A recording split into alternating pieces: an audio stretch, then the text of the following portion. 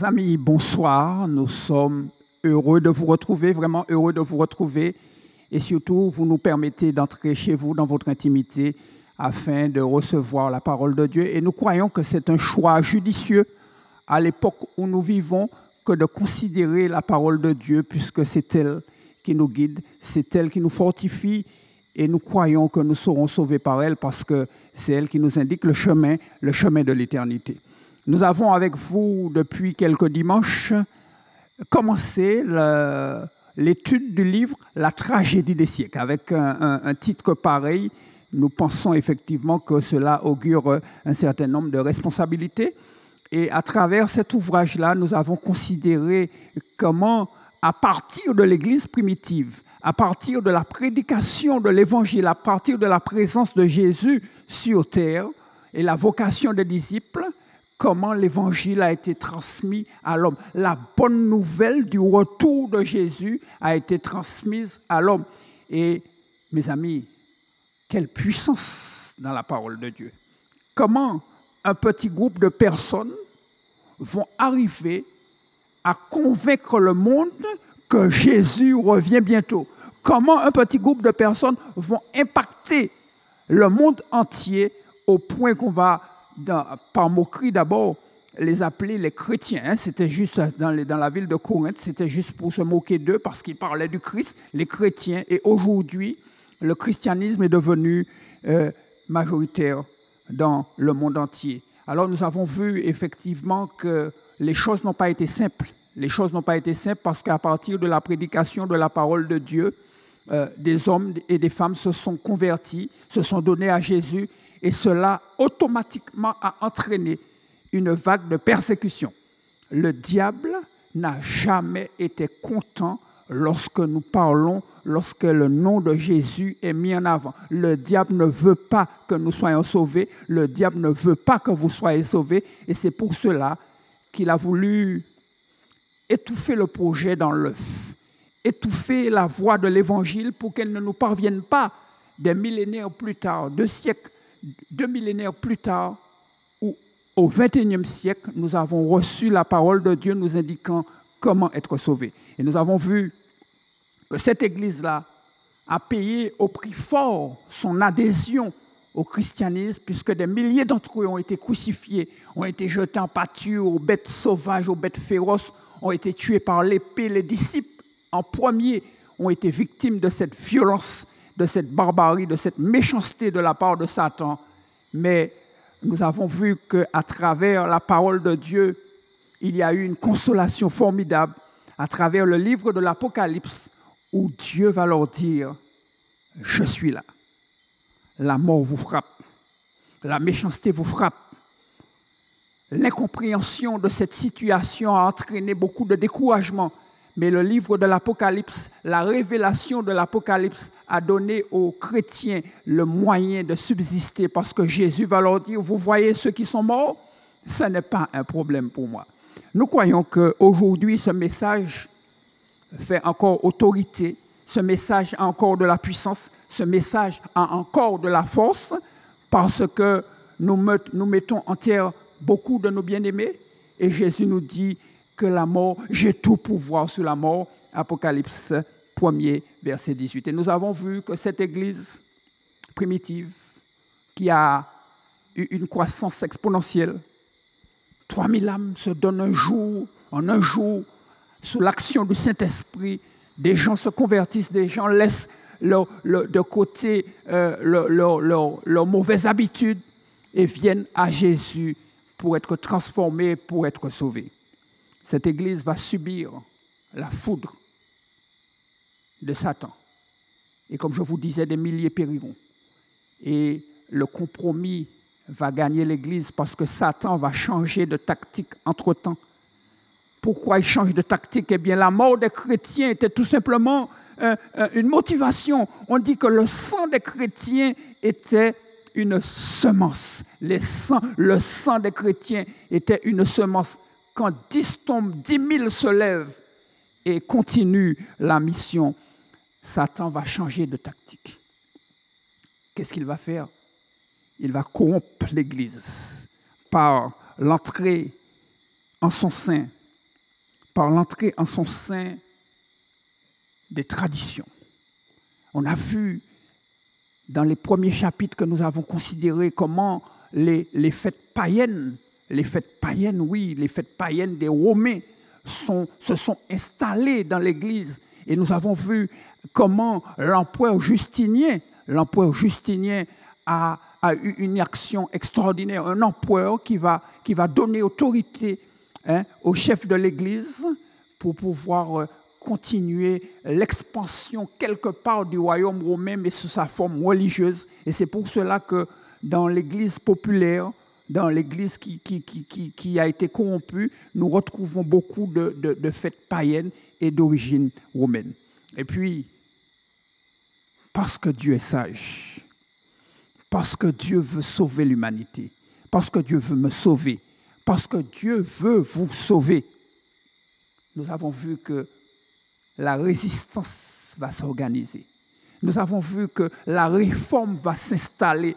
Et la résistance, nous l'avons vu à travers ce peuple-là, les Vaudois du Piémont qui pendant pratiquement un millénaire, vont résister à la puissance de Rome et vont témoigner même au sein de l'Empire romain, dans les montagnes du Piémont, vont défier Rome et avec une base solide.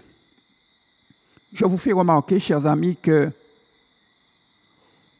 la base de la réforme, la base même de la parole, de la mise en pratique des conseils de Jésus, reste sa parole.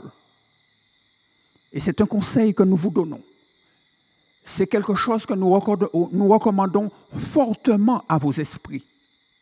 La base de votre foi, de votre croyance, doit être scripturaire. Scripturaire, à savoir basé sur une parole qui est sûre. Scripturaire ne veut pas dire basé sur le petit livre rouge de Mao, par exemple, ou du livre écrit par Hitler, Mein Kampf, mais la Bible, la parole de Dieu, la seule qui soit vraie absolument et capable de dénoncer les pièges de l'ennemi et de vous amener à la victoire. Et c'est pour cela que ces peuples vont résister. Et puis, nous entrons dans la réforme parce que Dieu ne laisse pas son peuple dans l'ignorance. Nous avons vu naître quelqu'un au sein de l'Empire britannique, un certain John Wycliffe, qui est considéré à juste titre comme l'étoile du matin de la réforme. Il va initier certaines choses. Et d'ailleurs, Wycliffe, qu'est-ce qu'il va faire? Il va permettre à l'Angleterre d'avoir une Bible ouverte, et nous restons sur cette base scripturelle en langue vulgaire, c'est-à-dire en anglais. Quand je parle de langue vulgaire, je veux parler de la langue du pays, et vous allez voir, tous les réformateurs vont faire pareil. Alors pourquoi? Parce que de nos jours, beaucoup de gens se lèvent avec des doctrines. Beaucoup de gens donnent plein de conseils et écrivent même des livres. Il y a des coachs en toutes sortes de situations, en toutes sortes de disciplines. Mais la vraie discipline, l'essence même de ce que nous voulons pour être sauvés doit se puiser dans la parole de Dieu. C'est pour cela que John Wycliffe va offrir la Bible à ses concitoyens. Alors ce soir, nous considérons la réforme qui se poursuit en Europe. Et nous allons nous attarder dans cette contrée-là, au sud-est de l'Allemagne, la région de Bohême, de Moravie. Aujourd'hui, nous connaissons ces pays-là comme étant la République tchèque et la Slovaquie qui se sont séparés, mais c'est toujours le même pays où on a vu les exploits et la réforme menée par un certain Jean Hus. Et d'ailleurs, il va donner son nom à un mouvement qui va durer et qui va s'intensifier avec le temps et qui va défier Rome d'une façon particulière. Alors, permettez-moi de vous dire que le but de ces réformateurs-là, ce n'était pas de défier l'Église. Le but de ces réformateurs, on leur a donné le nom de réformateurs parce qu'ils voulaient changer quelque chose. Leur but, ce n'était pas de mener un peuple à la révolution. Le but de Luther, plus tard, que nous allons voir, ce n'était pas de se séparer de son Église, mais il voulait changer les choses de l'intérieur. Et c'est pour cela que, en 1369, nous sommes au XIVe siècle, va naître Jean Hus. Il est d'origine modeste et il va même recevoir une bourse pour pouvoir étudier parce qu'on a décelé à travers ses dires, à travers sa façon de faire, son langage, un esprit capable d'être utile à l'Église. Eh bien, il va recevoir une bourse et il va étudier la théologie dans les monastères et dans les hautes universités, les grandes universités de l'Église. Et c'est en 1400 qu'il fut ordonné prêtre et qu'il va exercer un ministère important. Alors, quelque chose va faire déclic dans la vie de Jean Hus. Et là, nous sommes vraiment au sein de l'Europe, dans l'Europe catholique, pour préciser. Cet homme va remarquer sur les murs de sa ville une fresque. Oui, c'est étonnant. Une fresque va changer sa vie. Deux choses. Alors, cette fresque, deux hommes arrivent dans son pays. Et ils vont commencer à prêcher la réforme parce que les écrits de Wycliffe les ont touchés. D'ailleurs, ça va toucher plus tard Jean Hus. Et ils seront pris à partie par les partisans de Rome, par les partisans du pape. Ils vont dessiner. Ils vont se dire, bon, bien, on va leur laisser quelque chose qui va frapper l'esprit, et d'ailleurs qui a frappé l'esprit de Jean Hus. Ils vont dessiner l'entrée de Jésus à Jérusalem avec ses disciples, marchant nu-pieds, sobrement vêtus, simplement, et qui cheminaient avec ses disciples. Et puis, de notre côté, ils vont présenter le pape avec son cortège, avec ses carrosses, avec ses habits somptueux, avec une couronne hors de prix sur la tête. Et ceci va faire sensation. Ceci va enseigner une leçon importante aux gens. Et c'est pour cela que Jean Hus va se plonger dans les Écritures. La base, mes amis, reste la parole de Dieu. Jean Hus va entreprendre tout simplement à traduire la Bible en tchèque. Ce qui veut dire que n'importe qui dans son pays pouvait avoir accès à la parole de Dieu. Alors, pourquoi était-ce si important?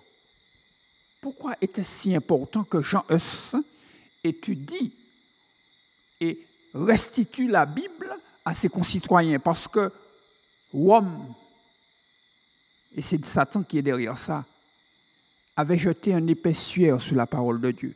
Les messes s'étaient dites en langue qu'ils ne comprenaient pas. Et d'ailleurs, je vous l'avais dit, le prêtre normalement devait se tourner, devait présenter la messe le dos tourné. Les messes étaient dites en latin et personne ne comprenait.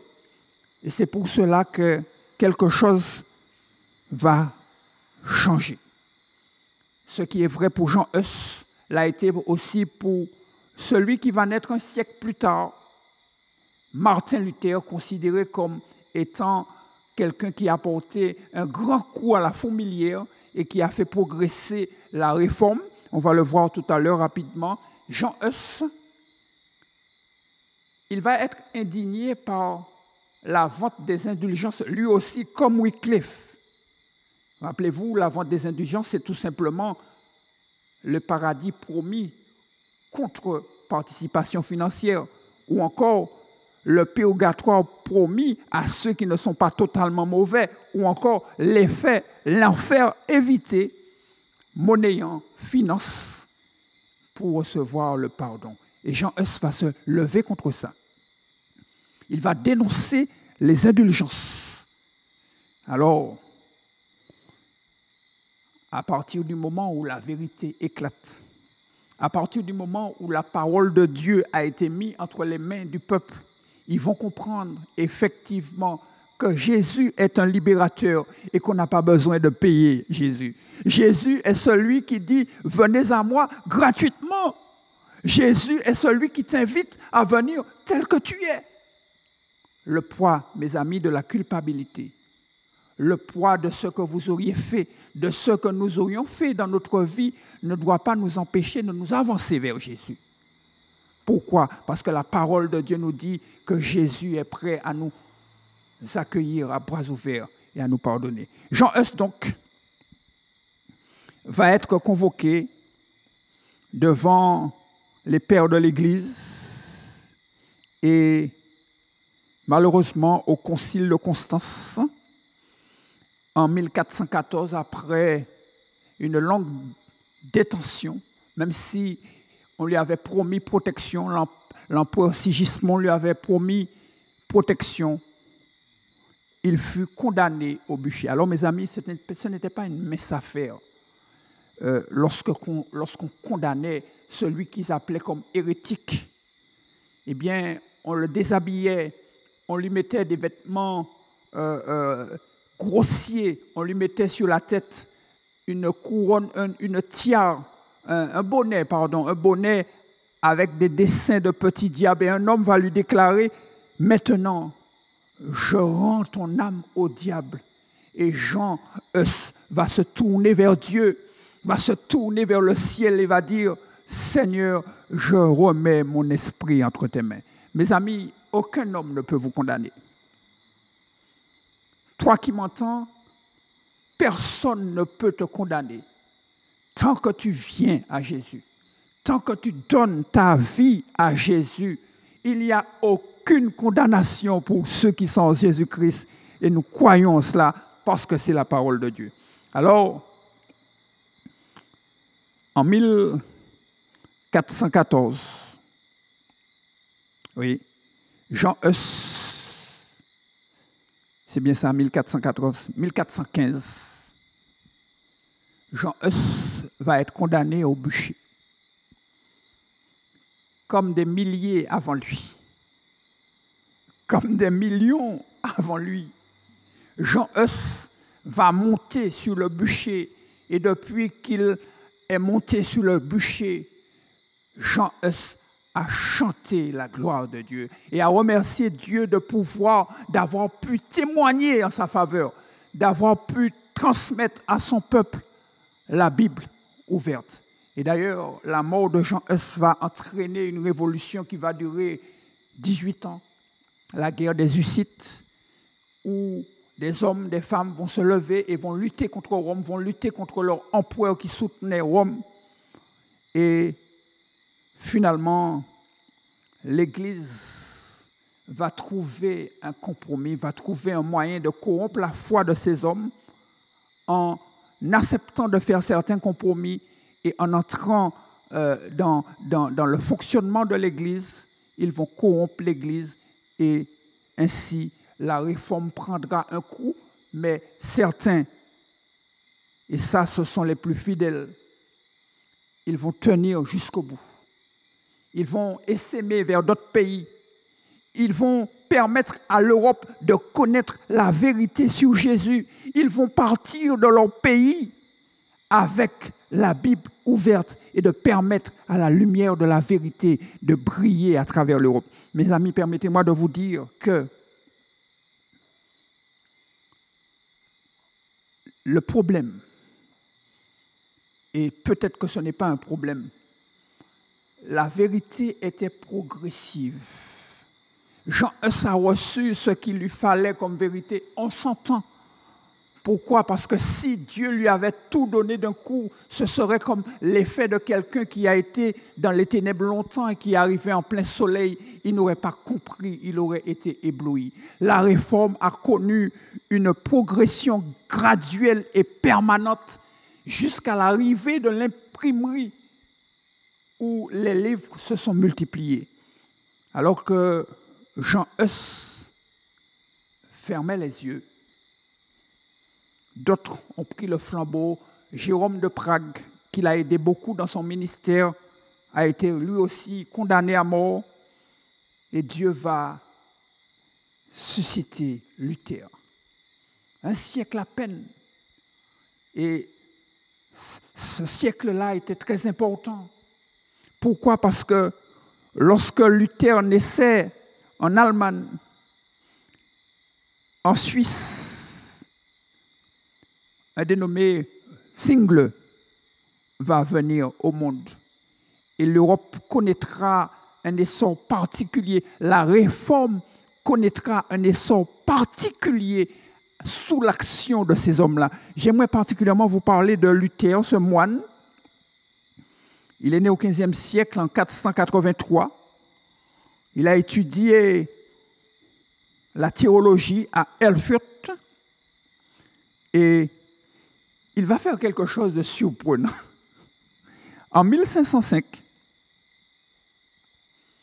Luther est pris dans un orage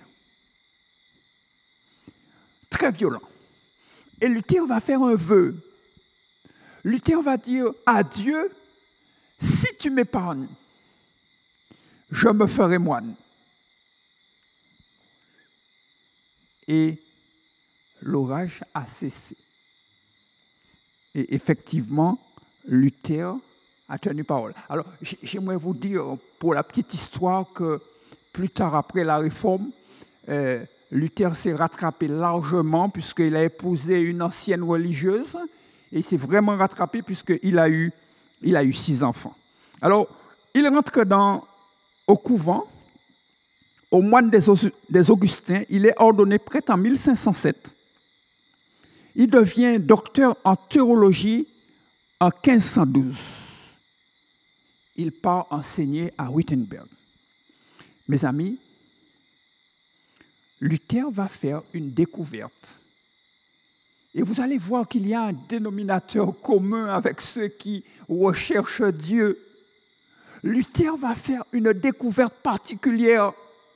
Et devinez où Luther fera cette découverte. Luther va faire une découverte dans la parole de Dieu. Alors, je vous donne cette petite anecdote. Luther, c'est un homme fidèle. C'était un homme fidèle. Luther va organiser un voyage à Rome pour visiter. Donc, il partira de l'Allemagne à pied et se rendra à Rome pour visiter le Saint-Siège, pour rencontrer le souverain pontife. Et pendant que Luther est en train de gravir l'escalier de Saint-Pierre, alors, selon la tradition, l'escalier de Saint-Pierre serait miraculeusement arrivé en Italie, transporté de Jérusalem à Rome. Et selon la tradition, ce serait cet escalier que Jésus aurait emprunté pour aller au prétoire vers Pilate. Luther est en train de gravir l'escalier à genoux parce que Luther, c'est un homme qui est pieux en guise de pénitence. Et Luther va entendre distinctement dans sa tête une voix qui lui dit « Mon juste vivra par la foi », c'est un verset d'Habakkuk. « Mon juste vivra par la foi ». Luther est un homme qui a vécu toute sa vie dans la peur de mal faire, dans la peur de contrarier Dieu, et il va chercher la rédemption à travers les sacrifices. C'est pour cela qu'il est en train de gravir l'escalier à genoux. Et Dieu lui dit, « Mon juste vivra par la foi ». Cela a changé sa vie. Les écrits de Wycliffe, effectivement, ont eu une influence dans sa décision.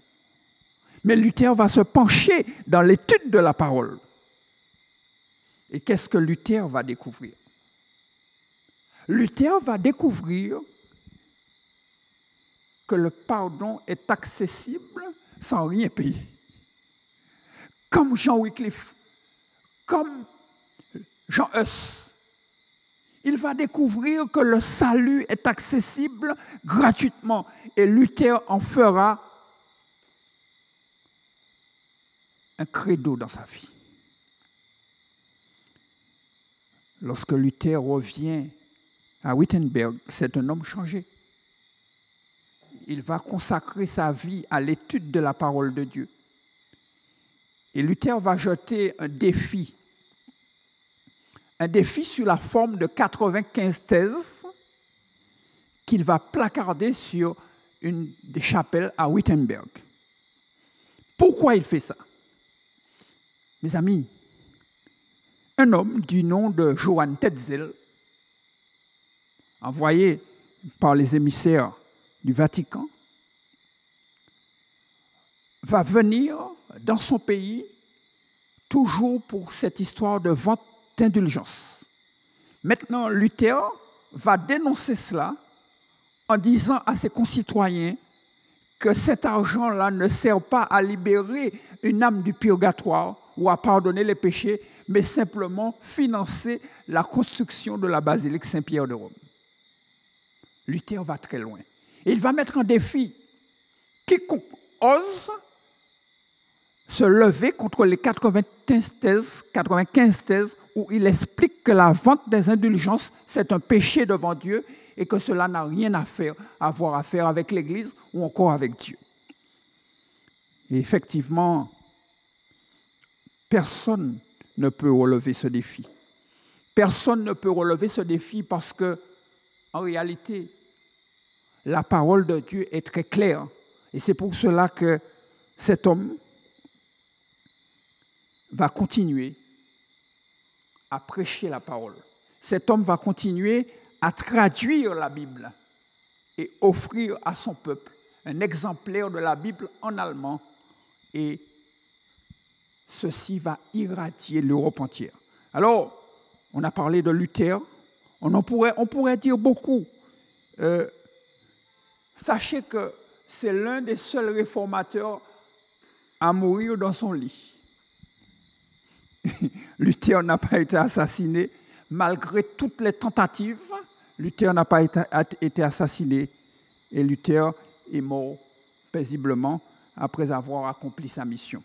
Maintenant, je vous avais parlé de John Wycliffe, qui lui, même s'il était mort dans son lit, 40 ans plus tard, ses os ont été déterrés et brûlés sur la place publique, à tel point que le monde était horrifié de voir une telle méchanceté, une telle haine, juste longtemps après la mort de quelqu'un. En Suisse, un homme va s'élever. Et là, nous sommes vraiment dans la réforme, parce qu'au Moyen-Âge, très peu savaient lire. Très peu avaient accès aux Écritures, à la Bible. La Bible était un ouvrage volumineux et ce sont les riches qui pouvaient se procurer un exemplaire. Et ces hommes vont faire en sorte que la Bible se vulgarise. Si aujourd'hui, mes amis, vous possédez une Bible, comme j'ai là, cela s'est fait au prix du sang. Cela s'est fait au prix du sang. Des hommes et des femmes ont donné leur vie. En Écosse, Baxter va se lever. En France, des hommes vont se lever. Et alors, ça, je pense que nous allons le traiter dans un autre sujet. Lorsque la Révolution française intervient, mes amis, lorsque la Révolution française intervient, des pires cruautés ont été faites aux enfants de Dieu, mais pas seulement. Un homme me disait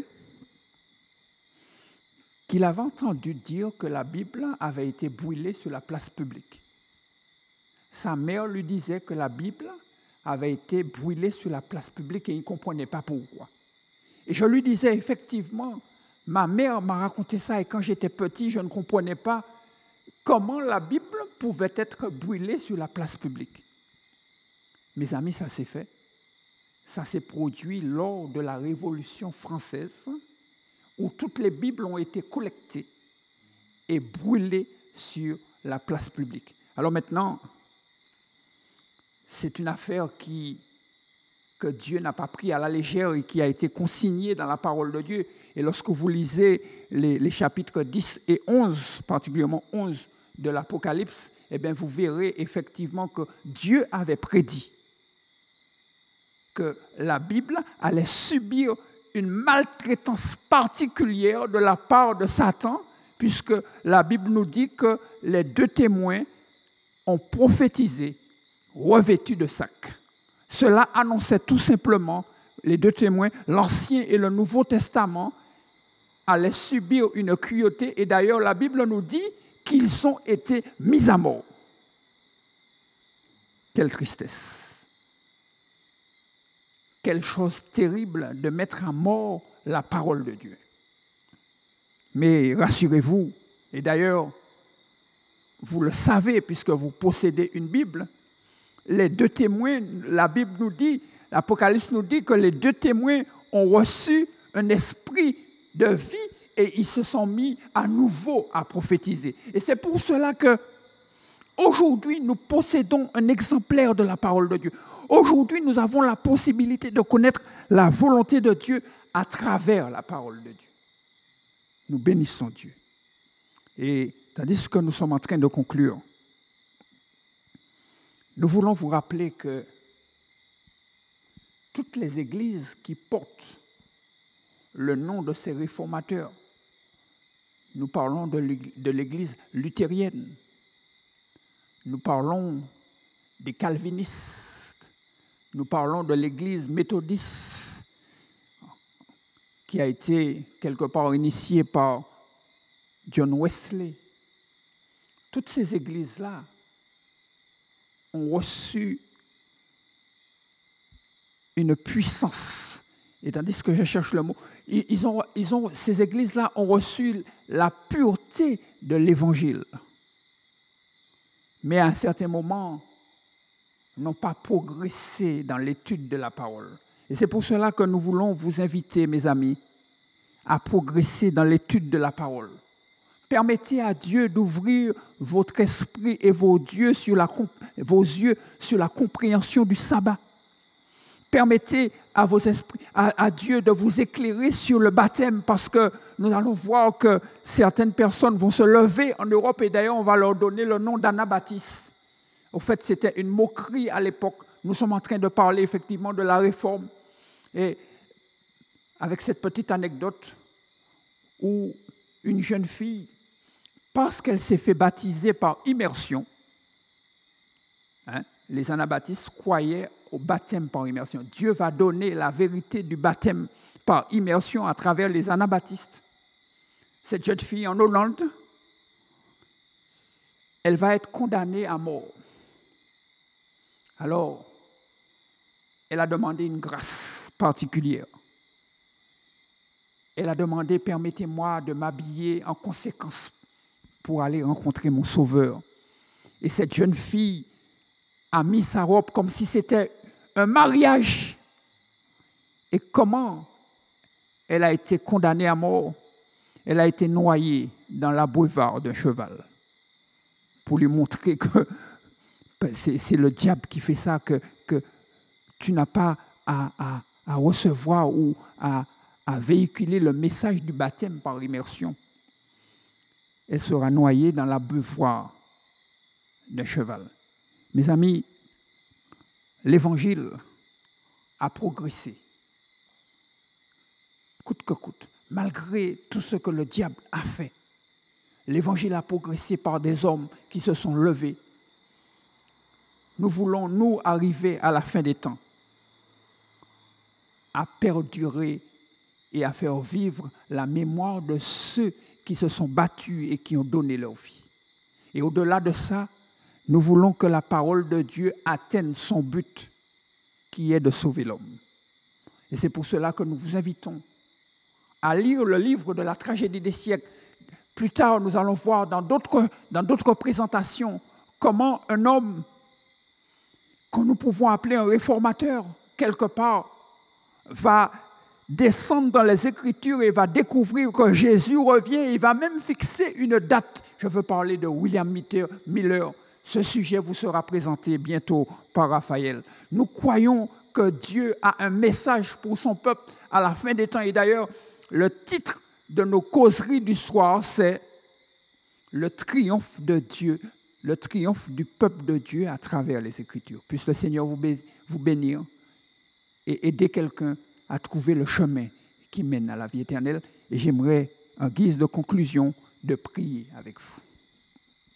Prenons une attitude révérencieuse là où nous sommes. Notre Dieu et notre Père céleste, nous te remercions de ce que tu as pu, par ta science infinie, permettre à l'Évangile de nous parvenir à nous qui sommes arrivés au XXIe siècle. Cela n'a pas été sans péril, mais nous croyons, Seigneur, que comme tu l'as promis, que ta parole ne reviendra pas à toi sans effet. Et nous croyons que des hommes et des femmes, à travers notre Martinique, et aussi loin qu'on nous entende, entendront ta voix et ne se rangeront pas dans la rébellion de Satan contre toi, mais reviendront à toi de tout leur cœur. C'est ce que nous souhaitons pour chacun de ceux qui nous entendent. Et nous disons gloire à Jésus pour ce qu'il a fait. Et nous prions d'ailleurs en son nom. Amen.